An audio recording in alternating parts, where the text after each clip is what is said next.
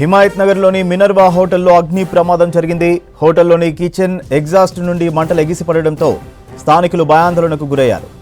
ఘటనా స్థలికి చేరుకున్న నారాయణగూడ పోలీసులు, ఫైర్ సిబ్బంది మంటలు ఆర్పేశారు. ఏ మేరకు ఆస్తి నష్టం జరిగిందనే వివరాలు తెలియాల్సి ఉంది.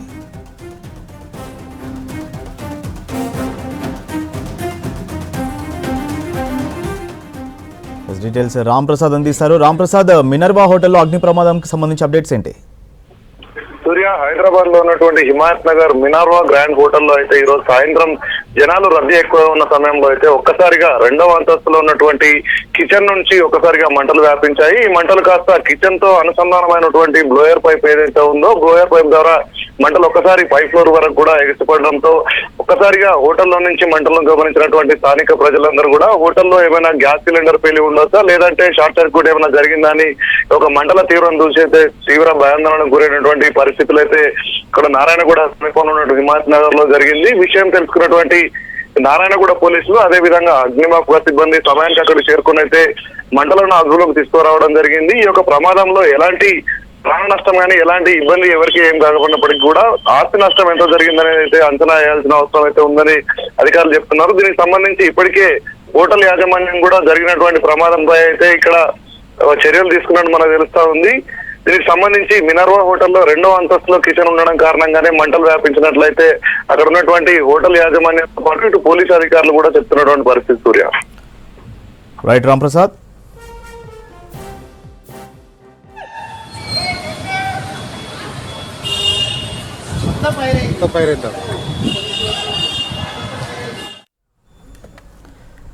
తెలుగు వ్యాపారవేత్తలు ప్రపంచంలో ఏ మూలన ఉన్నా పెట్టుబడులతో హైదరాబాద్ రావాలని రెడ్ కార్పెట్ వేసి మహానగరం స్వాగతిస్తుందన్నారు రేవంత్ రెడ్డి.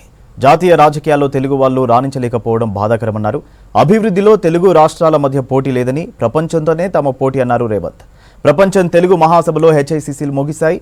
తెలుగు భాషను కాపాడుకోవాల్సిన అవసరం ఉందన్నారు వక్తలు. మాతృభాషలో మాట్లాడటం అలవాటు చేసుకోవాలన్నారు మాజీ ఉపరాష్ట్రపతి వెంకయ్య నాయుడు.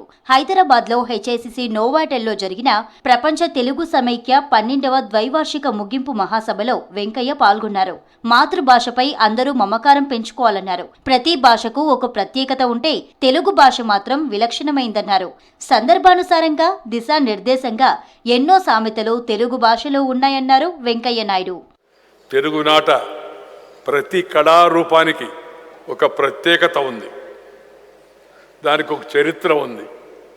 నాటి నుంచి నేటి వరకు, రాజుల కాలంలో యుద్ధ సమయంలో స్ఫూర్తిని నింపడం వరకు, ఉత్సాహాన్ని ఉరకలేయించడం కోసం, అలాగే స్వరాజ్య ఉద్యమంలో ప్రజలందరినీ స్వాతంత్రోన్ముఖులు చేయడం కోసం ఈ కళారూపాలు, కళాకారులు పోషించిన పాత్ర నిరుపమానమైనది. జాతీయ రాజకీయాల్లో తెలుగు వారి పాత్ర సన్నగిల్లుతుందన్నారు ముఖ్యమంత్రి రేవంత్ రెడ్డి. హైదరాబాద్ హెచ్ఐసిసిలో జరిగిన 12వ ప్రపంచ తెలుగు సమాఖ్య మహాసభలకు హాజరయ్యారు రేవంత్ రెడ్డి.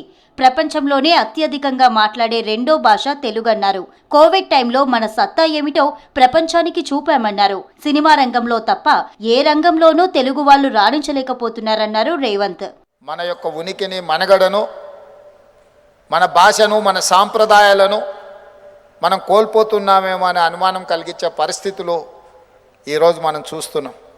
అందుకే ఇలాంటి సభలు, సమావేశాలు ఏర్పాటు చేయడం ద్వారా మన యొక్క బాధ్యతను గుర్తు చేసుకునే విధంగా, బాధ్యత కలిగిన వాళ్ళు బాధ్యతాయుతంగా వ్యవహరించే విధంగా మనం విధి విధానాలను ఖరారు చేసుకోవాలి. అభివృద్ధిలో తెలుగు రాష్ట్రాల మధ్య పోటీ కాదని, ప్రపంచంతో రెండు రాష్ట్రాలు పోటీ పడే సత్తా ఉన్నాయన్నారు రేవంత్ రెడ్డి. సమస్యలు ఉంటే కూర్చొని పరిష్కరించుకుందామన్నారు. పెద్ద పెద్ద యుద్ధాలే చర్చల ద్వారా ఆగిపోతే తెలుగు రాష్ట్రాల మధ్య సమస్యలు పరిష్కారం కావా అని ప్రశ్నించారు. విదేశాల్లో ఉన్న తెలుగు వ్యాపారవేత్తలు పెట్టుబడులతో రాష్ట్రానికి రావాలని పిలుపునిచ్చారు రేవంత్. ప్రపంచంతోనే పోటీ పడే విధంగా ఒక న్యూయార్కో, టోక్యోనో, ప్రపంచ దేశాలలో అభివృద్ధి చెందిన నగరాలతో పోటీ పడే విధంగా ఈరోజు మేము ప్రణాళికలు రచిస్తున్నాం. చాలామంది అప్పుడప్పుడు మాట్లాడుతుంటారు తెలంగాణకు ఆంధ్రప్రదేశ్కు పోటీ అని.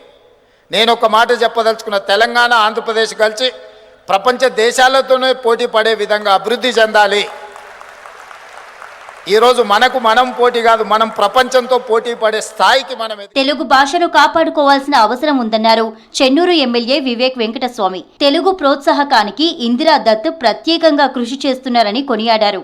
చదువుకునే రోజుల్లో తెలుగుపై పెద్ద ఆసక్తి చూపలేదని, రాజకీయాల్లోకి వచ్చాక తెలుగు ప్రాధాన్యత తెలిసిందన్నారు. అప్పుడే తెలుగు మాట్లాడడం నేర్చుకున్నానన్నారు వివేక్. ఇంట్లో తెలుగులో ఖచ్చితంగా మాట్లాడాలని చెప్తున్నానన్నారు వివేక్. తెలుగు నాకు అవసరం లేదని అనుకునేవాడిని, కానీ సడన్లీ పాలిటిక్స్లో వచ్చినప్పుడు I had to speak Telugu. So అప్పుడే తెలుగు నేర్చుకోవడం జరిగింది.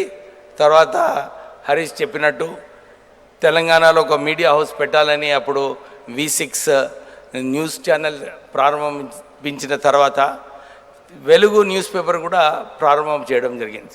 So I was force to learn more Telugu. So అప్పుడే తెలుగు ఇంపార్టెన్స్ ఏముందో అప్పుడు అర్థమైంది. ఇలాంటి సభలో తెలుగు జాతి అభ్యున్నతికి సాయపడాలన్నారు తెలుగు సమాఖ్య ప్రెసిడెంట్ ఇందిరా దత్. ప్రపంచ దేశాల నుంచి ఇక్కడికి తరలి వచ్చిన ప్రతి ఒక్కరికి ధన్యవాదాలు తెలిపారు. ఇతర దేశాల నుండి కూడా తెలుగువారు మన భాష మీద, మన సంస్కృతి మీద, మన ప్రేమానురాగాలతో ప్రతినిధులుగా వచ్చినందుకు ఎంతో ఆనందంగా ఉంది. మలేషియా నుండి Singapore, TANA, ATA, NATA, Manabadi, SiliconAndhra, Mauritius, South Africa, Gulf, Qatar, Hong Kong దేశాల నుండి తెలుగువారు రావడం తెలుగు జాతి సమైక్యతాభావం పట్ల వారి నిబద్ధతను తెలియజేస్తుంది. 3 రోజుల పాటు కొనసాగిన ప్రపంచ తెలుగు మహాసభలు విజయవంతంగా ముగిశాయి. తెలుగుదనం, తెలుగుతనం పుస్తకాన్ని రేవంత్ రెడ్డి ఆవిష్కరించారు. అంతకుముందు చిన్నారుల సాంస్కృతిక కార్యక్రమాలు ఆకట్టుకున్నాయి. ఏడాదిలో 55,000 ఉద్యోగాలు భర్తీ చేసిన ప్రభుత్వం దేశంలోనే లేదన్నారు ముఖ్యమంత్రి రేవంత్ రెడ్డి. ఉద్యోగాల భర్తీని అడ్డుకునేందుకు ప్రతిపక్షాలు అనేక కుట్రలు చేశాయన్నారు. మార్చిలోగా గ్రూప్ 1 నియామకాలు పూర్తి చేస్తామన్నారు. ఎవరెన్ని కుట్రలు చేసినా రైతు భరోసా ఆగదన్నారు మంత్రులు. ప్రజలకు సేవ ఎలా చేయాలో కాంగ్రెస్కు తెలుసన్నారు.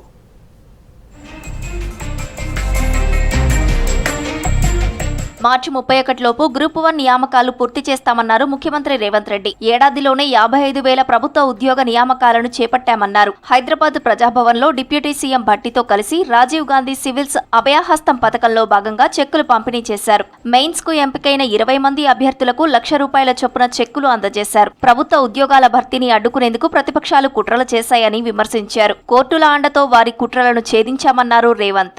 10 సంవత్సరాలు పేరుకుపోయిన నిర్లక్ష్యాన్ని, 10 సంవత్సరాలు కోర్టుల్లో నలిగిపోతున్న కేసులను పరిష్కరించుకుంటూ, పోటీ పరీక్షలను నిర్వహించుకుంటూ, ఏ ప్రభుత్వము ఏ సంవత్సరము అమలు చేయని విధంగా మొదటి సంవత్సరంలోనే 55,143 ఉద్యోగ నియామకాలు చేపట్టడం ద్వారా దేశానికే తెలంగాణ రాష్ట్రం ఆదర్శంగా నిలబడ్డదని చెప్పి నేను ఈ సందర్భంగా చెప్పదలుచుకున్నాను. ఎవరు అడ్డుపడ్డా, ఎన్ని కుట్రలు చేసినా రైతు భరోసా ఇచ్చి తీరుతామన్నారు డిప్యూటీ సీఎం భట్టి విక్రమార్క. ఇందిరమ్మ ఆత్మీయ భరోసా పేరుతో భూమి లేని పేదలకు ఏటా 12,000 ఇస్తామని మాటిచ్చారు. వరంగల్ జిల్లాలో పర్యటించిన భట్టి గీసుకొండలో 8,40,00,000తో నిర్మించనున్న కేవీ విద్యుత్ సబ్స్టేషన్ కు శంకుస్థాపన చేశారు. రైతుల పక్షాన కాంగ్రెస్ ప్రభుత్వం నిలబడుతుందని చెప్పారు. దాన్ని కొడతారు, దీన్ని కొడతారని చెప్పి వారికి ఉన్నటువంటి పత్రికల్లో, సోషల్ మీడియాలో అడ్డగోలుగా మాట్లాడుతూ ఉంటే బాధ అనిపించి ఈరోజు మీ అందరూ మనసు విప్పి మాట్లాడుతున్నాం. మీరు ఎన్ని ప్రచారాలు చేసుకున్నా, ఎన్ని ఇబ్బందులు సృష్టించడానికి ప్రయత్నం చేసినా మేము మాత్రం రైతుల పక్షానే నిలబడతాం. మీరు కాదు, మీకు సంబంధించిన 100,000 మంది వచ్చి అడ్డు నిలబడిన రైతు భరోసా పంపిణీ చేస్తాం, చేసి చూపిస్తాం. గురుకులాల్లో విద్యార్థుల భవిష్యత్ రేపటి తెలంగాణ భవిష్యత్ అన్నారు భట్టి విక్రమార్క. బీబీనగర్లో ఎస్సీ, బీసీ గురుకులాలను సందర్శించిన డిప్యూటీ సీఎం విద్యార్థులకు అందుతున్న డైట్ ను అడిగి తెలుసుకున్నారు. ఆర్థిక ఇబ్బందులున్నా పిల్లల కోసం 40% డైట్ ఛార్జీలు పెంచామన్నారు భట్టి. రాష్ట్ర ఆర్థిక పరిస్థితులు ఇబ్బందికరంగా ఉన్నప్పటికి కూడా అత్యంత ప్రాధాన్యతగా తీసుకొని వాళ్ళకి 40% డైట్ ఛార్జెస్ పెంచాం. అట్లాగే కాస్మెటిక్ ఛార్జెస్ కూడా పెంచాం. 2 ఏళ్లలో 65వ జాతీయ రహదారిని 6 లేన్లుగా అభివృద్ధి చేస్తామన్నారు రాష్ట్ర రోడ్ల భవనాల శాఖ మంత్రి కోమటిరెడ్డి వెంకటరెడ్డి. కేంద్ర మంత్రి నితిన్ గడ్కరీతో మాట్లాడి 6 లేన్ల రోడ్డు విస్తరణకు ఒప్పించారని చెప్పారు. నల్గొండ జిల్లా చిట్యాలలో జరిగిన రోడ్డు భద్రతా వారోత్సవాల్లో పాల్గొన్నారు. చిట్యాల, పెద్దకాపర్తి, చౌటుప్పల్ దగ్గర ఎక్కువ బ్లాక్ స్పాట్స్ ఉన్నాయన్నారు. ప్రత్యామ్నాయ చర్యలు చేపడతామన్నారు కోమటిరెడ్డి. సమర్థవంతంగా ప్రభుత్వాన్ని నడపటంలో కాంగ్రెస్ కు అనుభవం ఉందని, ప్రజలకు ఎలా సేవ చేయాలో ఆలోచనలు చేస్తున్నామని మంత్రి పొన్నం ప్రభాకర్ అన్నారు. సిద్దిపేట జిల్లా హుస్నాబాద్ లో పలు అభివృద్ధి పనులకు శంకుస్థాపన చేశారు మంత్రి. అంతకుముందు యాదవుల ర్యాలీలో పాల్గొని డోలు వాయించి అందరినీ ఉత్సాహపరిచారు. ఎల్లమ్మ చెరువు సుందరీకరణ పనులకు శంకుస్థాపన చేశారు. భవిష్యత్తులో ఇతర ప్రాంతాల నుంచి ప్రజలు వచ్చేలా అభివృద్ధి చేసుకుంటున్నామని తెలిపారు పొన్నం. రుణమాఫీ భూమి ఉన్నోళ్ళకే చేసినావు, రైతు భరోసా భూమి ఉన్నోళ్ళకే ఇస్తున్నావు. భూమిలో నేను మా పరిస్థితి ఏందని అడుగుతాను. రూరల్లో వాళ్ళందరికీ శుభవార్త, సంవత్సరానికి 12,000 రూపాయలు వేస్తున్నాం మనం నిర్ణయం చేసుకున్నాం. సివిల్ సప్లై శాఖ ప్రకటన చేస్తుంది. దాని మీద కూడా రేషన్ కార్డులు 26 జనవరి నుంచి పంపిణీ స్టార్ట్ చేసే విధంగా కార్యక్రమం జరుగుతుందని మాట మనం చేస్తున్నాం. ఇందిరమ్మ ఇండ్ల పేరు మీద మీరే జాగున్నోళ్ళు లేనోళ్ళు అందరు ఇల్లు కట్టుకునే విధంగా ఇందిరమ్మ ఇండ్ల ప్రక్రియ జరుగుతుందనే మాట కూడా మనం చేస్తాను. తాను ఎంత సున్నితమో అంత కఠినంగా ఉంటానన్నారు మంత్రి సీతక్క. డిపిఓలు తప్పులను సరిదిద్దుకొని విధుల్లో వేగం పెంచాలన్నారు. హైదరాబాద్ లో డిపిఓలో సమావేశమైన సీతక్క గ్రామీణ ప్రాంతాల సమస్యల పరిష్కారంపై దిశానిర్దేశం చేశారు. పంచాయతీరాజ్ శాఖను తాను ఫ్యామిలీగా భావిస్తానన్నారు. పల్లెలను ప్రగతిపథంలో నడపాల్సిన బాధ్యత డిపిఓలదే అన్నారు. డిపిఓలతో ప్రతి నెల సమీక్ష సమావేశం నిర్వహించి పనుల పురోగతిని పర్యవేక్షిస్తానన్నారు. స్థానిక ప్రజాప్రతినిధులు లేకపోయినా ఒత్తిడి తట్టుకొని పనిచేసిన డిపిఓలకు అభినందించారు మంత్రి సీతక్క. హైదరాబాద్ లో ట్రాఫిక్ కష్టాలు తీర్చడం కోసం అందుబాటులోకి మరో ఫ్లైఓవర్ రానుంది. రేపు ఆరాంగర్ నుంచి జూ పార్క్ వరకు ఫ్లైఓవర్ ను సీఎం రేవంత్ రెడ్డి ప్రారంభించనున్నారు. 4 కిలోమీటర్ల పొడవు, 23 మీటర్ల వెడల్పుతో 6 లేన్లు ఉన్న ఈ ఫ్లైఓవర్ ను 799 కోట్ల రూపాయలతో జీహెచ్ఎంసీ నిర్మించింది. తాడ్బంద్ జంక్షన్, దానమ్మ హాట్స్, శాస్త్రీపురం, హాసన్ నగర్, శివరాంపల్లి జంక్షన్ల వద్ద ట్రాఫిక్ చిక్కులు లేకుండా ఫ్లైఓవర్ పై నుంచి ఈజీగా ట్రావెల్ చేయొచ్చు. ఫ్లైఓవర్ ఓపెన్ తర్వాత బెంగళూరు హైవే నుంచి సిటీ లోపలికి ఎంట్రీ ఈజీ ఉంటుంది. రేవంత్ సర్కార్ డైవర్షన్ పాలిటిక్స్ చేస్తోందని ఫైర్ అయ్యారు బీజేపీ నేతలు. స్థానిక ఎన్నికల్లో లబ్ధి కోసమే రైతు బంధు నాటకం ఆడుతున్నారని ఆరోపించారు. ప్రధానమంత్రి ఆవాస్ యోజన కింద వచ్చే ఇండ్లకు ఇందిరమ్మ పేరు పెట్టుకోవడం ఏంటని ప్రశ్నించారు. రైతు సమ్మాన్ పైసలకు 6,000 నుంచి 10,000 రూపాయలకు పెంచడంపై కేంద్రం ఆలోచనలు చేస్తుందన్నారు కమలం నేతలు.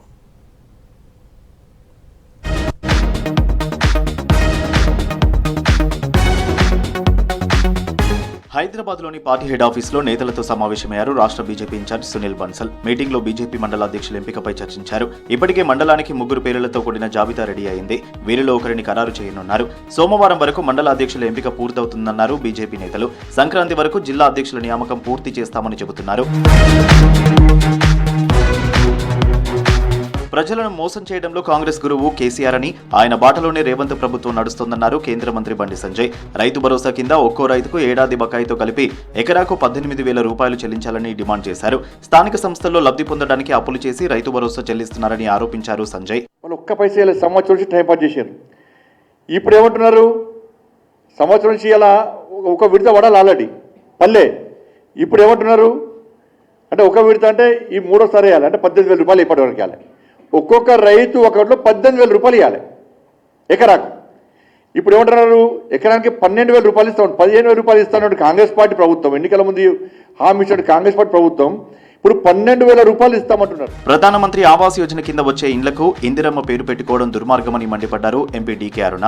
పాలమూరు రంగారెడ్డి ప్రాజెక్టుకు జైపాల్ రెడ్డి పేరు పెట్టడం ఏంటన్నారు. కాంగ్రెస్ పార్టీ కోసం ఎన్నో త్యాగాలు చేసిన చిట్టెం నర్సిరెడ్డి కాంగ్రెస్ నేతలకు కనిపించలేదా అని ప్రశ్నించారు అరుణ. తెలంగాణ ప్రజల్ని మోసం చేయడానికి, కుర్చీని ఎక్కడానికి మాత్రమే మీరు అబద్ధాలు మాట్లాడుతుందని భారతీయ జనతా పార్టీ మాట్లాడింది. మేము సాధ్యం చేసి చూపిస్తాం, మేము ఖచ్చితంగా నెరవేరుస్తాం, మమ్మల్ని నమ్మండి అని మీరు ప్రజల్ని మోసం చేసిండు. ఇవాళ 2 లక్షల రుణమాఫీ అని మోసం చేసిండ్రు. అందరు రైతులకు 2 లక్షల రుణమాఫీ అందలే నేటి వరకు కూడా. రైతు భరోసా 15,000 ఎకరాకు అని చెప్పి ఒక సంవత్సరం నుంచి ఇవ్వకుండా ఈరోజు జనవరి 26 నుంచి అని చెప్పి అది కూడా 12,000 ఇస్తామని చెప్పి అది ఎంతమందికి ఇస్తారో ఇప్పటికి కూడా నాకు అనుమానమే. రైతు రుణమాఫీలాగానే అరాకొరా మమ అనిపిస్తారు. దీన్ని కాంగ్రెస్ ది కోతల పాలన, ఎగబేతల సర్కారని ఆరోపించారు ఎంపీ లక్ష్మణ్. రైతు రుణమాఫీతో పాటు రైతు భరోసా సహా అన్ని ఎగబేతలేనని విమర్శించారు. ఎన్నికల ముందు వరంగల్ సభలో రైతు భరోసా 15,000 ఇస్తామని ఇప్పుడు 12,000కు కుదించారన్నారు. రైతు భరోసా సంక్రాంతి నుంచి ఇస్తామని ఊదరగొట్టి జనవరి 26కు ఇస్తామనడం సరికాదన్నారు లక్ష్మణ్. కొన్ని ఆంక్షలు, ఒకవైపు డిక్లరేషన్ అంటున్నారు, మరోవైపు శాటిలైట్ అంటున్నారు. ఈ రకంగా మరి ఇందిరమ్మ భరోసా పేరుతో భూమి ఉన్న రైతులతో పాటు కౌలు రైతులకు 15,000, భూమి లేని రైతు కూలీలకు 12,000 ఇస్తామని హామీనిచ్చింది. అవన్నీ హామీలు అటకెక్కించి ఇవాళ 12,000, వాళ్ళ కౌలు రైతుల ఊసే ఆ క్యాబినెట్లో ప్రస్తావన లేదు. రాష్ట్ర ప్రభుత్వం ప్రజా ఆకాంక్షలకు వ్యతిరేకంగా పనిచేస్తుందన్నారు బీజేపీ నేత ఏలేటి మహేశ్వర్ రెడ్డి. కేబినెట్ నిర్ణయాలు నిరాశపరిచాయని చెప్పారు. రైతు భరోసాపై స్పష్టత లేదని విమర్శించారు. పెన్షన్లు పెంచకపోవడం, 6 గ్యారెంటీలను పట్టించుకోకపోవడం కాంగ్రెస్ ప్రభుత్వ వైఫల్యాలకు నిదర్శనమన్నారు ఏలేటి. అధికారంలో ఒక మంత్రిగా ఉన్నటువంటి వ్యక్తి కంపెనీకి 1350 కోట్ల కాంట్రాక్ట్ ఇవ్వడం అంటే ఇది రాజ్యాంగ విరుద్ధంతో పాటు, ప్రాఫిట్ ఆఫ్ ఇంట్రెస్ట్తో పాటు, అధికార దుర్వినియోగంతో పాటు ఈ రాష్ట్ర ప్రభుత్వం ఏ రకంగా పనిచేస్తూ ఉన్నదో దాన్ని బట్టి తేట తెల్లమవుతుంది, స్పష్టమవుతుంది. ఇది కాన్ఫ్లిక్ట్ ఆఫ్ ఇంట్రెస్ట్. ఖచ్చితంగా కాన్ఫ్లిక్ట్ ఆఫ్ ఇంట్రెస్ట్లో అది ఈ ప్రభుత్వం ఇప్పటికన్నా కళ్ళు తెరిచి దాని మీద చర్య తీసుకోవాలని తెలియజేస్తా ఉన్నాం. హైదరాబాద్ లో రేపు ప్రారంభించే ఆరంగర్ ఫ్లైఓవర్ పై మజ్లిస్ జెండాలు కట్టడాన్ని తప్పుపట్టారు బీజేపీ ఎమ్మెల్యే రాజా సింగ్. వెంటనే కొత్త ఫ్లైఓవర్ పై ఎంఐఎం బ్యానర్లను తొలగించాలని డిమాండ్ చేశారు. ఆరంగర్ ఫ్లైఓవర్ కు సర్దార్ పటేల్ పేరు పెట్టాలని సర్కారుకు సూచించారు. జనాలది కదా డబ్బులు, మళ్ళీ ఎంఐఎం బ్యానర్ ఎందుకు, ఎంఐఎం పోస్టర్లు ఎందుకు, మొత్తం ఫ్లైఓవర్ పైన ఎంఐఎం జెండాలు ఎందుకు? ముఖ్యమంత్రి గారు మీకే అడిగేది, నేను కాదు, జనాలు అడుగుతున్నారు. అదే ఇంకోటి ఒక న్యూస్ వస్తుంది, ఈ ఫ్లేవర్ పేరు అంట ఓవైసీ పేరు పైన పెట్టాలంట, వాళ్ళ అయ్యా పేరు. అంటే ఆయన ఫ్రీడమ్ ఫైటరా? దేశం గురించి, సమాజం గురించి, తెలంగాణ గురించి ఏదైనా చేసినారా వీళ్ళు? ఏం చేయలే కదా. ప్రధానమంత్రి కిసాన్ సమ్మాన్ నిధి స్కీమ్ కింద ప్రతి ఏటా రైతులకు అందిస్తున్న ఆర్థిక సాయాన్ని 6,000 నుంచి 10,000 రూపాయలకు పెంచలేదన్నారు బీజేపీ ప్రధాన కార్యదర్శి ప్రేమేందర్ రెడ్డి. ఆర్థిక సాయం పెంపుపై సోషల్ మీడియాలో వస్తున్న వార్తలు నిజం కాదని, వాటిని నమ్మొద్దని చెప్పారు. అయితే కిసాన్ సమ్మాన్ పైసలను పెంచే అంశాన్ని కేంద్రం పరిశీలిస్తోందన్నారు ప్రేమేందర్ రెడ్డి. ఆప్ పాలనలో ఢిల్లీ 10 ఏళ్లు వెనుకబడిందన్నారు ప్రధాని మోదీ. దేశ రాజధానిలోని సమస్యలకు ఆప్ సర్కార్ కారణమన్నారు. కేంద్రం స్కీమ్లు అమలు చేయకుండా ప్రజలకు ద్రోహం చేస్తుందన్నారు. ఢిల్లీ సర్కారుపై ప్రధాని మోదీ తప్పుడు ప్రచారం చేస్తున్నారన్నారు. ఆప్ చీఫ్ కేజ్రీవాల్ అభివృద్ధిని అడ్డుకునేందుకు ఆప్ నేతలను అన్యాయంగా జైలుకు పంపించారని ఆరోపించారు. ఆప్ పాలనలో ఢిల్లీ పరిపాలన అస్తవ్యస్తంగా మారిందన్నారు ప్రధాని నరేంద్ర మోదీ. ట్రాఫిక్ సమస్యతో ప్రజలు నిత్యం నరకం చూస్తున్నారన్నారు. ఢిల్లీలో నిర్వహించిన బీజేపీ పరివర్తన్ ర్యాలీలో పాల్గొన్నారు మోదీ. ఢిల్లీలో అభివృద్ధి పనులన్నీ కేంద్ర ప్రభుత్వమే చేస్తుందన్నారు. హైవేలు, ఫ్లైఓవర్లు పేదలకు ఇండ్లను కేంద్రమే నిర్మిస్తుందన్నారు. 10 ఏళ్లుగా ఆప్ అవినీతిని భరిస్తున్న ఢిల్లీ ప్రజలు రాబోయే అసెంబ్లీ ఎన్నికల్లో ఆ పార్టీని ఓడించాలని పిలుపునిచ్చారు.